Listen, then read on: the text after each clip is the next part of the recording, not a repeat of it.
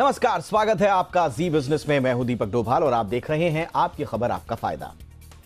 शादी का महंगाई कनेक्शन। जी हां, चौंकिए नहीं, बेलगाम महंगाई के चलते इस बार शादियों के खर्च में 30% तक की बढ़ोतरी के आसार हैं।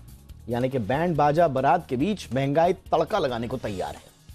बग्गी घोड़ी से लेकर खान पान, टेंट, डेकोरेशन, सब चीज पहनावे तक महंगाई की जबरदस्त मार देखी जा रही है। ऐसे अनुमान हैं, हर चीज महंगी हो गई है। आज हम इस पर चर्चा करेंगे कि इस बार प्लानिंग आपको कैसी करनी है शादी की। शादी पर महंगाई का असर कम से कम हो, इसके लिए क्या करना है, क्योंकि इस बार फिर से वेडिंग सीजन जो है वो बम्पर जाने वाला है। काफी शादियां इस बार होने वाली हैं, तो इस बार तैयारियां कैसे करनी है। अगर आपके घर में शादी है तो भी, अगर आप कहीं शादी में आमंत्रित हैं, जो स्वाभाविक रूप से होंगे ही, तो उसके लिए भी आपकी तैयारी कराएंगे। हर घर से जुड़ा हुआ मुद्दा आज, लेकिन पहले ये रिपोर्ट।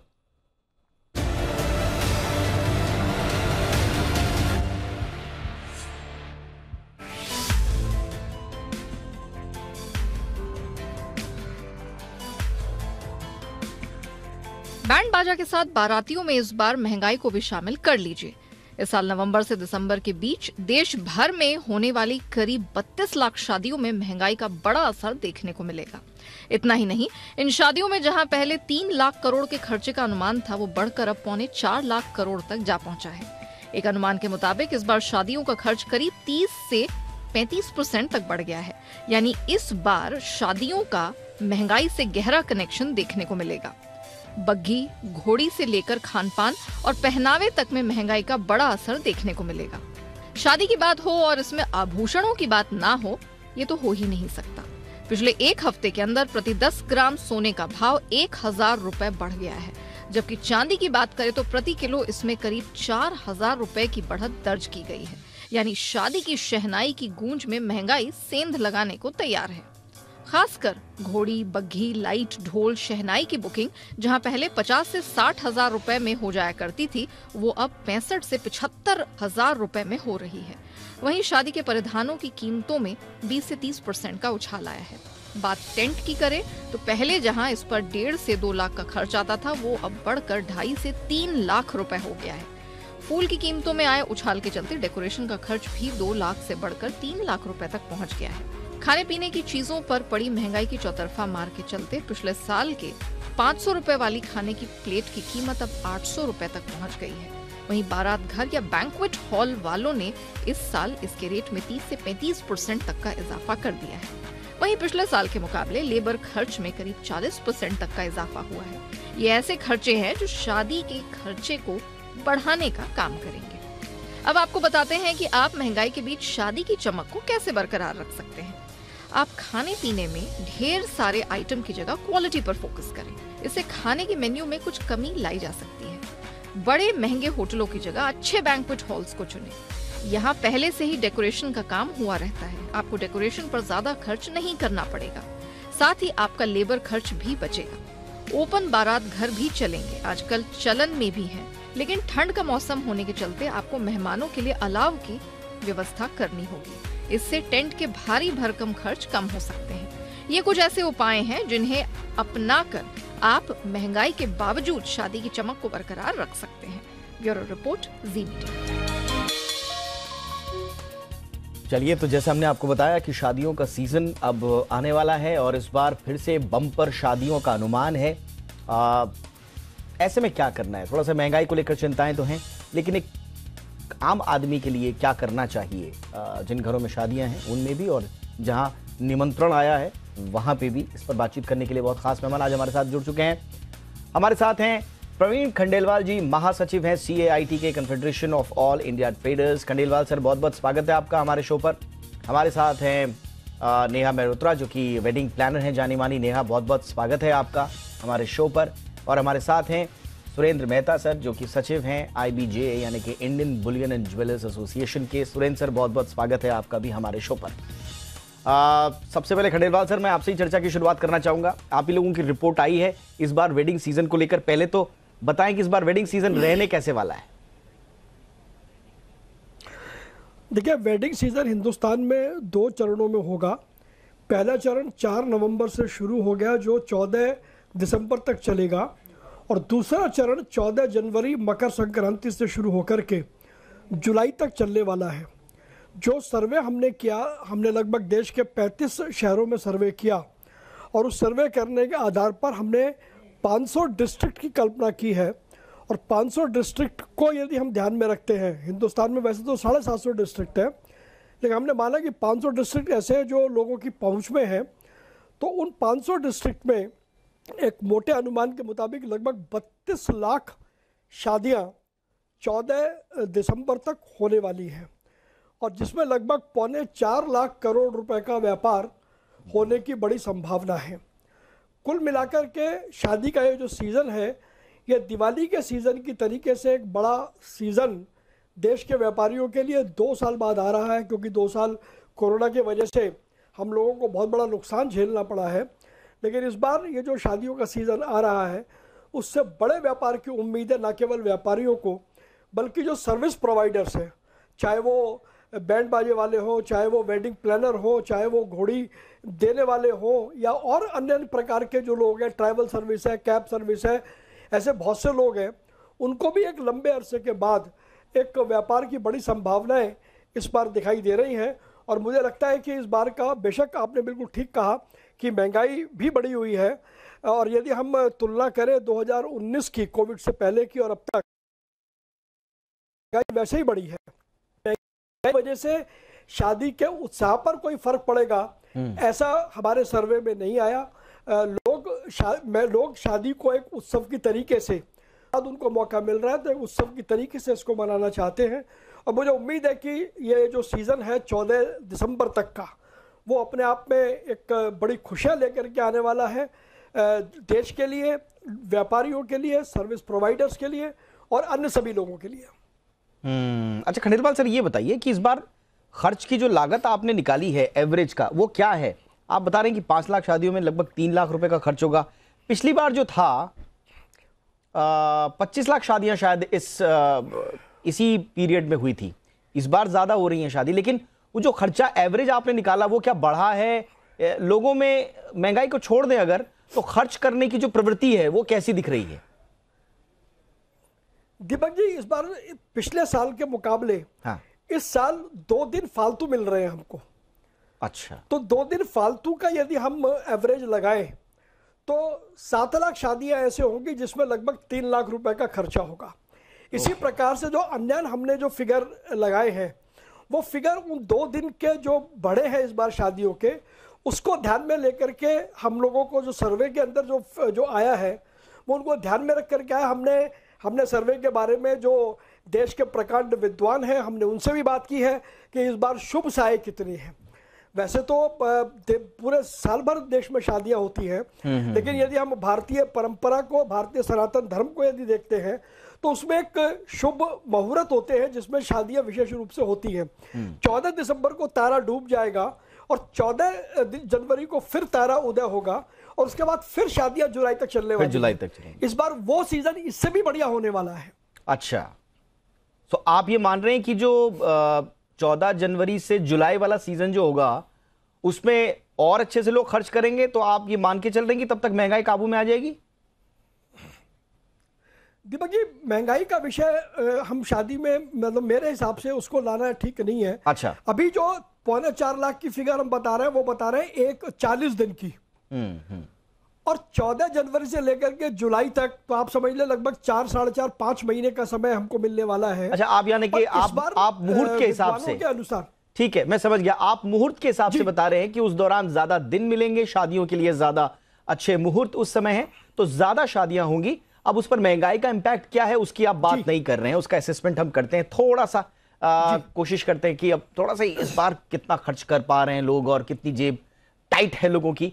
नेहा जी के पास चलते हैं, वेडिंग प्लानर हैं। नेहा जी, जरा बताइए कि आप लोगों के पास जो क्वेरीज आ रही हैं वो किस तरह की वेडिंग्स की आ रही हैं? बजट वेडिंग्स की आ रही हैं? अभी हमने देखा कि हिंदुस्तान में काफी डेस्टिनेशन वेडिंग का प्लानिंग का चलन चला है, ओवरसीज वेडिंग भी जो है वो बहुत चलन में।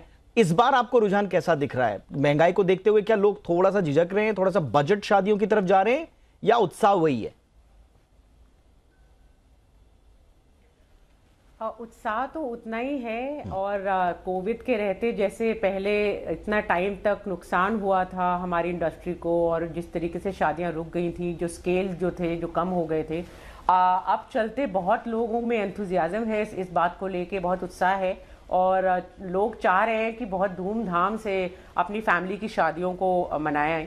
लेकिन पॉइंट सिर्फ ये है कि जहाँ पे खर्चने की एबिलिटी आती है, जहाँ तक एक बजट की बात आती है, तो उसमें लोग चाह रहे हैं बजट में करना, लेकिन उनको ये रियलाइज हो रहा है कि जितने भी सर्विस प्रोवाइडर्स हैं, जितने भी वेंडर्स हैं, जितने भी शादी से जुड़े आपके काम करने वाले लोग हैं, उन सबके प्राइसेस और जो जनरल महंगाई है वो डेफिनेटली बढ़ चुकी है, इसमें कोई डाउट नहीं है। तो 20-25% मैं बोलूँगी कि 2019 से फ़र्क है इस समय हर चीज़ के प्राइसेस में। और उन प्राइसेस को लेते उनको ऑटोमेटिकली रियलाइज हो रहा है कि खुद से ही कि जो बजट वो लेके आए थे, जो एक्सपेक्टेड बजट था, उससे कहीं ज़्यादा उनको स्पेंड करना पड़ रहा है to get the desired result. और क्योंकि इतने टाइम तक उन्होंने शादियां नहीं अटेंड करी, और इतने टाइम तक उनकी या तो डिले हुई है शादियों में, या फिर वो नहीं कर पाए हैं, तो वो एंथुजियाज्म को लेते लोग कोई कमी नहीं रखना चाहते हैं। तो स्पेंडिंग जो इंक्लिनेशन है, जो उनका स्पेंड करने का जो एक कह सकते हैं एक उनका स्पेंड करने की कैपेबिलिटी है, उसको वो कम नहीं कर रहे हैं, लोग स्पेंड कर रहे हैं। क्योंकि ये एक जो शादी होती है उसका पैसा जो आदमी रखता है वो पूरी जिंदगी की कमाई होती है। एक सर्टन 2-3 साल में चीजें कम नहीं हो जाती, तो उसकी स्पेंड में हम कोई कमी ऐसी नहीं देख रहे हैं, लोग उतना ही खर्चना चाह रहे हैं। देखिए बजट तो उतना ही होता है क्योंकि आदमी अगर लेके चल रहा है कि मुझे 10 लाख में मेरी शादी का बजट है, मेरे या मेरे परिवारजनों में से किसी की शादी का, तो बजट तो उतना ही रहता है। लेकिन फिर खर्चों को थोड़ा स्मार्टली हैंडल करना पड़ता है। हम उसके भी टिप्स लेंगे आगे थोड़ा सा कि क्या जैसा कि कहा जा रहा है कि आप ज़्यादा क्वालिटी की जगह आप क्वांटिटी के जो आइटम्स हैं उन पर फोकस कीजिए शादियों में। इस तरह की कई सारी बातें कही जाती हैं, लेकिन इसमें एक आम कंज्यूमर का क्या नज़रिया है उस पर भी बात करेंगे। लेकिन अब ज़रा चलते हैं सुरेंद्र सर के पास, और सुरेंद्र जी के पास जाते हुए वर्ल्ड गोल्ड काउंसिल की रिपोर्ट का हवाला भी दे देते हैं। सर, जैसा कि आपको मालूम ही है, काउंसिल की रिपोर्ट बता रही है कि चौथी तिमाही में सोने की डिमांड घटेगी, और ये जो अक्टूबर से दिसंबर वाली है, जैसा कि खंडेलवाल सर ने भी कहा कि ये बड़ा बम्पर सीजन रहने वाला है शादियों के लिए। अब इसमें काउंसिल की रिपोर्ट बता रही है कि 25% डिमांड घटेगी सोने की। इसके पीछे के कारण क्या आप पाते हैं, और वस्तु स्थिति भारतीय परिप्रेक्ष्य में क्या है? देखिए दीपक जी, जो वर्ल्ड गोल्ड काउंसिल की जो रिपोर्ट है वो उसमें उन्होंने इसलिए जिक्र किया कि डिमांड घटने की संभावना है।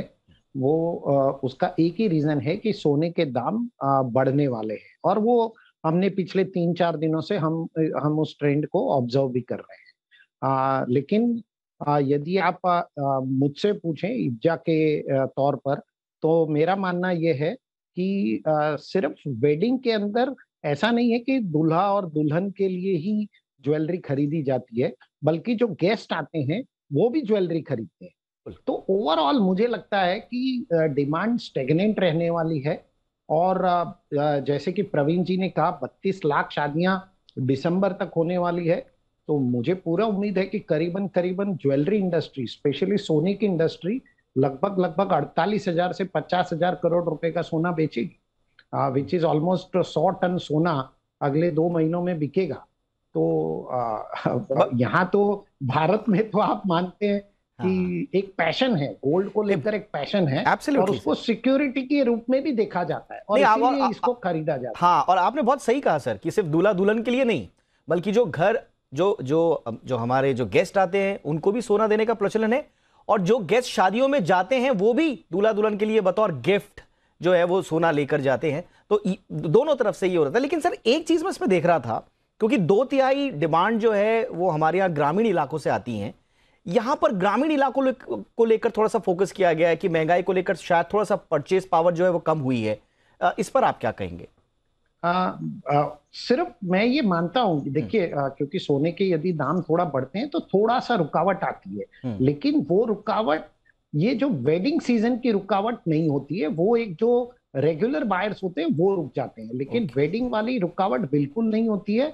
इनफैक्ट मैं अब भी मानता हूं कि जो रूरल एरिया है वहां पे इस बार बारिश सब जगह पे बहुत अच्छी हुई है, हमारे जितनी भी फसल है वो बहुत बढ़िया हुई है, तो मुझे इस डिमांड में भी स्टेगनेंसी नजर आती है। डिमांड को ड्रॉप होने का तो मुझे कोई रीजन नजर नहीं आता। यस, यदि दाम एकदम से जैसे कोविड के पहले दाम 38,000 39,000 रुपए थे, आज हम 50,000 51,000 रुपए देख रहे हैं, तो ऑलरेडी 25% तो प्राइस में इजाफा हो चुका है। तो यदि उस हिसाब से 5-7% डिमांड अगर ड्रॉप होती भी है तो कोई बहुत बड़ी बात नहीं है। आप कह रहे हैं कि रीजनेबल, ये प्रैक्टिकल करेक्शन है। ये एक प्रैक्टिकल करेक्शन होने वाला है।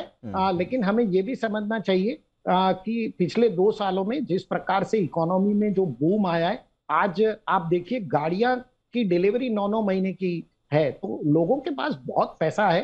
तो मुझे नहीं लगता कि इसका कोई बहुत बड़ा असर होने वाला है। और एक चीज, हाँ बिल्कुल, एक चीज जो आपने बड़ी कही, इंपॉर्टेंट बात आपने कही कि क्योंकि शादी में देखिए लोग अगर किसी को अंगूठी गिफ्ट करनी है या किसी को गले की नेकलेस गिफ्ट करना है तो वो उतना ही रखेगा, उसमें कम नहीं कर सकते। लेकिन क्योंकि शादी की बात है, हाँ, जो रेगुलर बायर्स आपने बोला वो बिल्कुल एक लॉजिकल बात है कि जो रेगुलर बायर्स होते हैं उनमें थोड़ा सा हो सकता है कि वो थोड़ा सा वेट करें कि जब प्राइस थोड़ा और ठीक हो जाए तो तब हम लें। लेकिन शादियों में क्योंकि आप पहले से प्लान करके चलते हैं तो उसमें अगर थोड़ा सा प्राइसेस अप भी होते हैं तो बहुत ज्यादा सेंटिमेंट खराब होंगे, ऐसा सुरेंद्र सर नहीं मानते। तो महंगाई में कैसे बजेगी शहनाई, ये है आज का हमारा मुद्दा। हालांकि अभी तक से समझ में आ रहा है कि ठीक है महंगाई एक तरफ, लेकिन जिस तरह से शादियों का सीजन रहने वाला है लोगों का सेंटिमेंट इतना खराब रहेगा ऐसा भी नजर नहीं आ रहा। लोग पूरे उत्साह के साथ शादियों के इस सीजन में खुलकर खर्च करना चाहेंगे।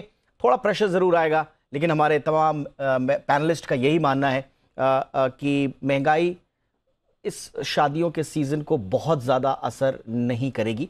खर्च बढ़ जाएगा लेकिन खर्च करने की स्थिति में इंडियन कंज्यूमर है, ये हमारे पैनलिस्ट का कहना है। खंडेलवाल सर, आप जरा थोड़ा सा सेगमेंट वाइज अगर हम बात करें तो कुछ कहना चाहेंगे दर्शकों को, क्योंकि बहुत सारे लोग प्लानिंग कर रहे होंगे, कुछ ये भी सोच रहे होंगे कि हम हाई एंड डिजाइनर कपड़े ले लें या दूसरे जो हाउस होल्ड जो चीजें होती हैं शादियों से जुड़ी हुई। तो आप लोग किस तरह के डिमांड किस सेगमेंट में उम्मीद कर रहे हैं, और कुछ कंज्यूमर के लिए अगर आप कुछ टिप देना चाहें। दीपक जी, हमारा जो देश है वो विविधताओं का देश है, जहाँ पर 1 करोड़ 5 करोड़ 20 करोड़ 50 करोड़ 100 करोड़ वाली शादियाँ भी होती हैं, और जहाँ पर 3 लाख रुपए में भी शादी होती है। मेरा अपना मानना है कि जब हम शादी का प्लान करते हैं तो हमारी जो अवेलेबल रिसोर्सेज है उसको ध्यान में रख करके हमें बजट को प्लान करना चाहिए। और अगर हम बजट को उसके हिसाब से प्लान करते हैं तो आप यकीन माने कि उस बजट के अंदर भी वो सारी चीज़ें हमें उपलब्ध हो सकती हैं जिस चीज़ों की कल्पना कोई एक बड़ी शादी वाला भी कर सकता है। उसकी क्वालिटी में थोड़ा कंप्रोमाइज़ हो सकता है, उसके कुछ और चीज़ों में कंप्रोमाइज़ हो सकता है, लेकिन शादी की स्पिरिट में कंप्रोमाइज़ नहीं होता। एक बात जो हमें समझनी होगी कि शादी किसी भी परिवार के लिए एक बड़ा महत्वपूर्ण विषय होता है, क्योंकि शादी बार बार नहीं होती, शादी एक बार होती है। और जो व्यक्ति शादी को प्लान करता है वो ये चाहता है कि मेरे पास जितने भी रिसोर्सेज हैं उन सारे रिसोर्सेज को लगा करके मैं एक अच्छी शादी करूं। बहुत सी जगह पर ये सोशल स्टिग्मा भी बन गया है, तो अनेक कारणों से। बट मेरा आपके चैनल के माध्यम से अब सभी कंज्यूमर्स को ये कहना है कि निश्चित रूप से आप अपने मन का पूरा कीजिए, but with in the brackets आप करेंगे तो आपको शादी की खुशी और ज्यादा मिलेगी। Absolutely. और जहां तक बजट का सवाल है तो अगर ये बात एक मान ली कि अगर मेरा बजट 10 लाख है तो आप ये मान के चले कि हर व्यक्ति उसमें 20% 10% प्लस माइनस पहले से ही रखता है। तो मुझे लगता है कि हम अगर थोड़ा सा इस बात का ध्यान रखें तो शादी एक बहुत बड़ा उत्सव हर परिवार के लिए हो सकता है। नहीं, आपने बिल्कुल सही कहा कि जो आपकी जो मौजूदा परिस्थितियां हैं मार्केट की, महंगाई की, उनको देखकर अगर आप एक प्लानिंग से शादी करें तो शायद आपको महंगाई का उतना झटका भी ना पड़े, कुछ चीजें एडजस्ट हो जाती हैं। लेकिन बशर्ते आप सही से प्लानिंग करें। नेहा, कुछ टिप देना चाहेंगी? क्योंकि 25%, अब अगर 10 लाख किसी ने किया होगा तो स्वाभाविक रूप से शायद 12.5 लाख उसका खर्चा आए। तो एक बेहतर प्लानिंग कैसे हो कि 10 लाख जो उनका बजट है उसमें शादी भी हो जाए, और जिन फीलिंग्स के साथ और जिन टारगेट्स के साथ वो शादी करना चाहते हैं वो भी हो जाए। मैं ये मानूंगी कि अगर आप बजट को माइंड में रखना चाहते हैं और एक अच्छी शादी फिर भी चाहते हैं, तो कई ऐसे फैक्टर्स हैं जो आप माइंड में रख सकते हैं। अगर आप थोड़ा ओपन माइंडेड होके चलें और ऑस्पिशियस डेट्स को ही केवल इम्पोर्टेंस ना दें, तो भी आजू बाजू जो डेट्स होती हैं, जो ऑस्पिशियस डेट्स की होती हैं, या वीकेंड्स होते हैं, या फिर कोई ऐसी डेट्स होती हैं जहां पर प्राइसेस कम होते हैं वेन्यूज़ के और आपकी लोकेशंस के और वेंडर्स के, उन डेट्स पे बहुत ज़्यादा फ़ायदा हो सकता है। अगर आप उन डेट्स को देखें तो उस टाइम पे सारे लोगों का प्राइसेस कम होते हैं, वेंडर्स भी अपने रेट पे डिस्काउंट देते हैं, प्लानर्स अपने रेट पे डिस्काउंट देते हैं। तो ये एक बहुत ही मेजर फैक्टर है जो देखा जा सकता है जिन फैमिलीज में ये पॉसिबल है कि एकदम शुभ डेट या सिर्फ ऑस्पिशियस डेट्स को ही देख के ना चले, क्योंकि डिमांड सप्लाई का मेजर प्रॉब्लम उन्हीं दिनों में होता है। और इसके अलावा अगर हम प्लानिंग को लेकर चले, तो अगर हम पहले से थोड़ा सा प्लान्ड वे में चल सकें और रिजिडली केवल एक या दो ही ऑप्शंस को ना देखें, तो भी मेरे हिसाब से वेरिड ऑप्शन मिल सकते हैं। जैसे खंडेलवाल साहब ने कहा कि बहुत सारे ऑप्शंस हमारे देश में अवेलेबल हैं, वेन्यू को लेके आपकी वैरायटी अवेलेबल है, वेंडर्स को लेके, सर्विस प्रोवाइडर्स को लेके इतने सारे ऑप्शंस अवेलेबल हैं कि अगर हम अपना फोकस थोड़ा सा ब्रॉड करेंगे और थोड़ा ज़्यादा ऑप्शंस लेने के हिसाब से चलेंगे, तो हमें बहुत डिफरेंट प्राइस रेंजेस ऑफर हो सकते हैं। तो अगर माइंड ब्लॉक ना बनाएं तो हमें बहुत फायदा हो सकता है एक बजट को फॉलो करने में। बिल्कुल, यानी कि ये दो मेरे मेजर फैक्टर हैं, एब्सोल्युटली बहुत इंपॉर्टेंट टिप्स हैं। और जो जिन परिवारों पर ये दोनों नजरिए लागू होते हैं, स्वाभाविक रूप से वो इस पर अमल करके अपने बजट को, अपनी शादी को, अपने किसी भी इवेंट को और बेहतर तरीके से प्लान कर सकते हैं। सुरेंद्र सर, अब आपकी तरफ से ज्वेलरी खरीदने वालों को स्वाभाविक रूप से अब हर परिवार लगभग खरीदेगा ही, या तो शादी में जाएगा या गिफ्ट देगा, अगर रेगुलर्स को छोड़ भी दे तो आप क्या टिप देंगे? देखिए, अपना एक बजट बनाइए, आपको कितने ग्राम सोना देना है वो पहले से तय कीजिए, क्या आइटम आपको देनी है वो तय कीजिए। आपको 14 कैरेट से लगा के 22 कैरेट तक की ज्वेलरी, आजकल तो 24 कैरेट की भी ज्वेलरी मिलती है, तो जितनी कम कैरेट की ज्वेलरी होगी तो उसके दाम भी कम होते जाते हैं, लेकिन उसकी प्योरिटी उतनी नहीं रहती। हो सके तो आप 22 कैरेट वाली ही ज्वेलरी खरीदें, लेकिन यदि आपका बजट कम है तो आप 14 कैरेट की ज्वेलरी भी खरीद सकते हैं। साथ ही साथ आजकल बहुत नई टेक्नोलॉजी आ गई है मार्केट में, तो लाइट वेट ज्वेलरी होती है जो दिखने में बिल्कुल हैवी वेट दिखती है, लेकिन उसका वजन बहुत ही कम होता है। इस तरह की ज्वेलरी की आप डिमांड करें। हमेशा हॉलमार्क ज्वेलरी खरीदें, साथ में इनवॉइस लें। जो दुकानदार है उनसे आप बिल्कुल स्पष्ट करें कि यदि इसको रिपेयरिंग कराना है या वापस बेचना है तो आपको क्या दाम देगा। और बिल्कुल अपने जो भी विश्वसनीय आपके सुनार हैं या विश्वसनीय दुकानें हैं, वहीं से आप ये खरीदें। लेकिन आपके पास में बहुत सारे ऑप्शंस अवेलेबल हैं और आपके बजट में बिल्कुल आप लाइट वेट ज्वेलरी और इस प्रकार के जो विकल्प हैं वो मिल सकते हैं। कितना लेबर चार्जेस होगा वो क्लैरिटी करें दुकानदार के साथ, पूरे कैलकुलेशन को समझें और उसके बाद ही आप खरीदें। लेकिन भारत में कहते हैं जब तक है नारी तब तक है सुनारी, तो लोग सोना खरीदने ही वाले हैं, चाहे सोना 5,000 रुपए 10 ग्राम था या 50,000 रुपए 10 ग्राम है, सोना तो बिकने ही वाला है। बिल्कुल, शादी करना भले ही 25% महंगा हो जाए, महंगाई अलग अलग हो सकती है, अलग अलग वर्टिकल्स में हो सकती है, लेकिन जब बात ज्वेलरी की आती है तो स्वाभाविक रूप से एक दिल से जुड़ी हुई खरीदारी है। और ओवरऑल अगर हम शादी को भी देखें तो जैसा खंडेलवाल सर ने कहा, मुझे लगता है कि आजकल लबोलुबाब यही है कि महंगाई भले ही 20-25% ज्यादा दिख रही हो, लेकिन शादियों की स्पिरिट में कमी नहीं आएगी, और हम भी यही उम्मीद करते हैं। और आज का शो भी हमने इसीलिए रखा था ताकि आपको कुछ बेहतर टिप्स हम दे पाएं, इसी उम्मीद के साथ कि ये शादियों का सीजन सबके लिए अच्छा रहे, शुभ विवाह सीजन सभी लोगों को। और इसी के साथ बहुत बहुत शुक्रिया Praveen sir, thank you so much, आपने वक्त निकाला सर। Neha ji, thank you so much, आपने वक्त निकाला। सुरेंद्र मेहता सर, आपका भी बहुत बहुत शुक्रिया सर।